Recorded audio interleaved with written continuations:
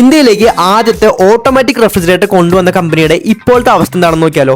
നിങ്ങൾ ഇൻഡസ്ട്രി ഇപ്പൊ തന്നെ ഫോളോ ചെയ്തോ, ഞാൻ പറഞ്ഞുതരാം. 1960കളിൽ ഇന്ത്യയിൽ ഉണ്ടായിരുന്ന റെഫ്രിജറേറ്റർ കമ്പനീസ് ഗോദ്രജും ആൽവിനുമായിരുന്നു. അപ്പോഴാണ് ആ തണുത്ത യുദ്ധഭൂമിയിലേക്ക് ദ കൂളസ്റ്റ് വൺ എന്ന ടാഗ്ലൈനോട് കൂടി നമ്മുടെ ഹീറോ കടന്നു വരുന്നത്. Full India distribution network, affordable, durable, reliable, ഇത് നാലും കൂടിയായപ്പോ ഫ്രിഡ്ജിന്റെ പര്യായമായി മാറി നമ്മുടെ ഹീറോ. എന്നാൽ 90കളുടെ തുടക്കത്തിൽ കൊറിയൻ ബ്രാൻഡുകളായ സാംസങ്ങും എൽ ജിയും ഇന്ത്യയിലെത്തി. Modern designs, advanced cooling technology, aggressive marketing campaign കൂടി ആയപ്പോൾ എൽ ജിക്കും സാംസങ്ങിനും മാർക്കറ്റ് പിടിച്ചെടുക്കാൻ അധികം സമയമൊന്നും എടുത്തില്ല. കൂനുമേൽ കുരുവെന്ന പോലെ നമ്മുടെ കൂൾ ഹീറോനെ ഇലക്ട്രോലെക്സ് കമ്പനി അക്വയർ ചെയ്തു. അവിടുന്ന് മറ്റു കമ്പനീസിലേക്ക് കൈമാറിക്കൊണ്ടേയിരുന്നു. അങ്ങനെ 2005 നമ്മുടെ ഹീറോ മണ്ണിനടിയിലായി. എന്നാൽ 14 വർഷങ്ങൾക്ക് ശേഷം 2019 റിലയൻസ് കമ്പനി നമ്മുടെ കൂളസ്റ്റ് വണ്ണിനെ ഉയർത്തെഴുന്നേൽപ്പിച്ചു. ഇന്ന് അവൻ നമ്മുടെ കൂടെയുണ്ട്, കെൽവിനേറ്റർ എന്ന പേരിൽ. കെൽവിനേറ്റർ ഇപ്പൊ പണ്ടത്തെ പ്രതാപം തിരിച്ചു പിടിക്കാനുള്ള ഓട്ടത്തിലാണ്. സാധിക്കോ ഇല്ലയോ എന്ന് നിങ്ങൾ കമന്റ് ബോക്സിൽ കമന്റ് ചെയ്യാൻ മറക്കണ്ട.